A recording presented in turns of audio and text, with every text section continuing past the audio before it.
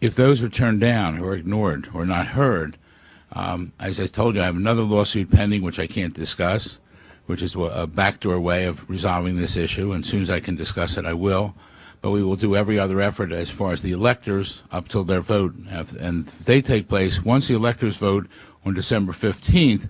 And on that question that was just raised, if something happens before December 15th, I believe the electors can really vote for anybody that's qualified. It could be a free-for-all. If it's after the electors and that goes to the Congress, then there's a question, because then Congress can really vote for whoever they want. Excuse me. If Obama's out after Congress votes, after January 6th, then there's a real gray area what happens. If it happens after January 20th that he's removed for some reason, then I believe Biden would become president. Well, let's say, unfortunately, that if Obama would become the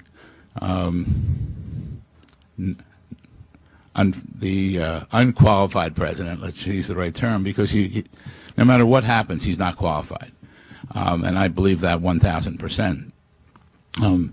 Then after January 20th, you could go for impeachment, but let's face it, impeachment will not occur because you'll have a Democratic Congress who won't impeach him.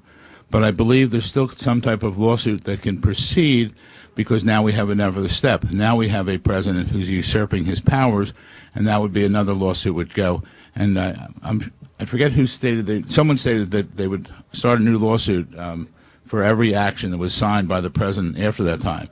But all these appointments, they would be invalid. All the cabinet would be invalid. One other thing, just going back on this certification of live birth we keep talking about, a major thing on here is the father's race, African.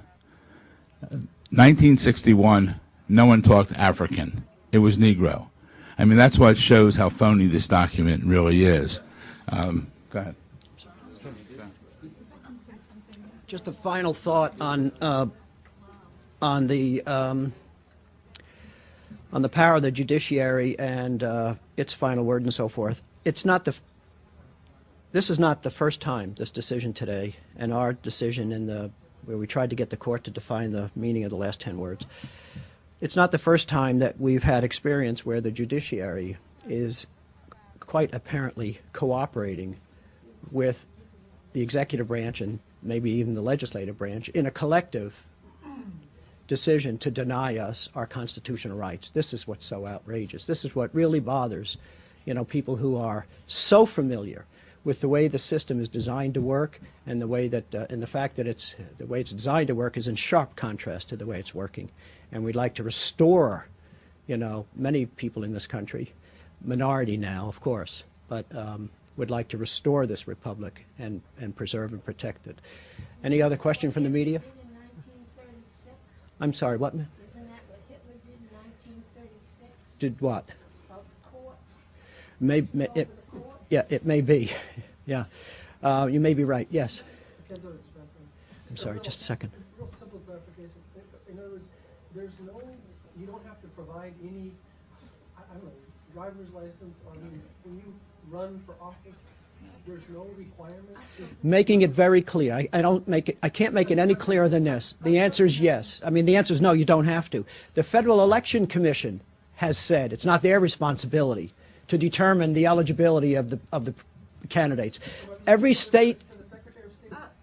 You don't have to provide any. You don't have to provide anything when you're certified as a candidate.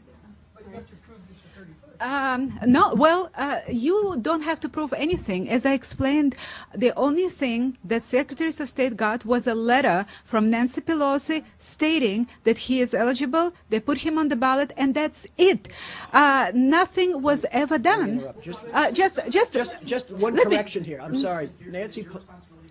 Yeah, let me just. I'm sorry, if I can, just to correct. This is an important question. Take it easy. It's very simple. Yeah.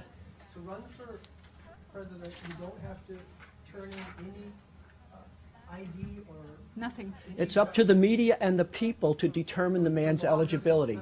Nothing, absolutely nothing. Just if I can add one more thing for you to see how ridiculous the situation is. They certified not only the candidates, they certified as electors.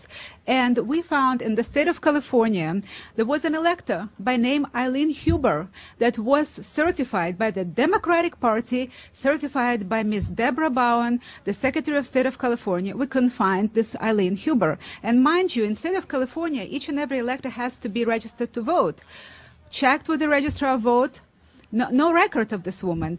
We were looking everywhere. She was supposed to represent Congressman Berman in Southern California. Didn't find anybody in Southern California.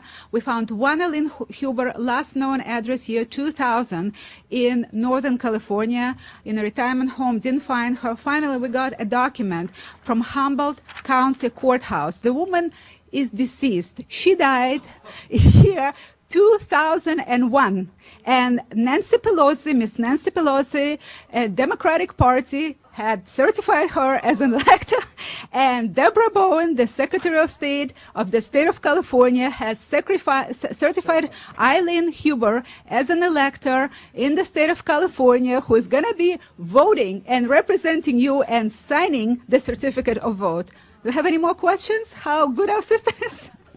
Yeah, there may So there's no qualification there. Well, at this point, there is absolutely nothing anywhere. Just to give you another example, 5 secretaries of state had certified Roger Calero to be on the ballot to become president. Not only he is not a natural-born citizen, he's not even a citizen. He was born in Nicaragua, and he only has a green card. And those pillars of the community, pillars of jurisprudence, 5 secretaries of state of New Jersey, New York, Delaware, Minnesota, and Vermont. 5. They put him on the ballot. Not even a citizen. The guy is a citizen of Nicaragua, and he was on the ballot. If you understood what Orly just said, in New Jersey there were 3 people on the ballot. Leo D'Onofrio, in his lawsuit against the Secretary of State of New Jersey, challenged all 3 of them, saying not one of them is a natural-born citizen. One of those was this fellow with a green card, who the Secretary of State authorized to be on the ballot to be President of the United States of America if he got enough votes. We don't leave you with it's my understanding that, well, of course, every state has a state election law. And I think you'll find words in every state election law that requires the chief election officials, whether it be the Secretary of State or in my state, New York, it's a state election board of 4 people. It requires them to determine to only put on the ballot eligible people, but they don't do that. They don't do that. I mean, Nancy Pelosi, the correction I wanted to make, if I could, was Nancy Pelosi, my understanding is her letter to the people from the states who have asked her, said, look, we had a convention, he was nominated. That's his eligibility. Any other questions from the press? And Reverend Manning needs to go. If there are any questions of him, this would be the time to ask them. Any questions of Reverend Manning? Question is the spelling of his name. Okay. I'm sure you can spell that. David. The last name is Manning, M-A-N-N-I-N-G. And if I just may have a word that Attorney Byrd, Philip Byrd's brother, passed away, and the funeral was scheduled for today, but it was postponed. That he might be here today, let's say it's tomorrow. And I can just ask all of you to have a word, just a moment of silence in honor of memorandum of his brother's passing.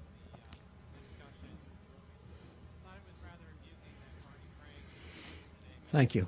Yes, someone who from the media who hasn't had a question answered yet. Yes, ma'am.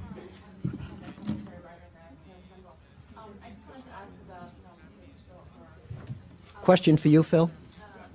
Sarah Obama, the grandmother of Obama. Has she been interviewed again? Has she spoken again about having witnessed Barack Obama? Repeat the question. Sure.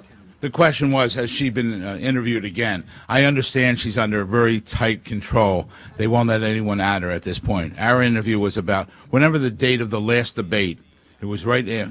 Then it was October 16. Right after that, that's when it was. And it's come for any of you. Please don't leave. I'm trying to get from our printer. All the documentation is on the way here. It was supposed to be here an hour ago, but they said it should be here any minute, so I'll give you a whole big packet. But to my knowledge, you can't get to her right now. And if you notice, Barack Obama is not referring to her. When he went to Hawaii, he said, "This is my last living relative." And, you know, again, another misstatement. I have another question, actually. It's related to the Kenny connection. Regarding the Kenyan government keeping any of his records, any records that they have under seal. And I just thought, isn't that a national security issue? Because Sure. if he becomes president and Kenya wants something and it's not in our interest, would they have sort of leverage over Barack Obama? Sure. His grandmother's testament. The question is, the Kenyan documents, are they under seal, and, you know, could they have any leverage over the Obama? And that's what I mentioned earlier. I mentioned there's many, the information I have, and some of it is not eligible to be used in court. For instance, a barrister called me from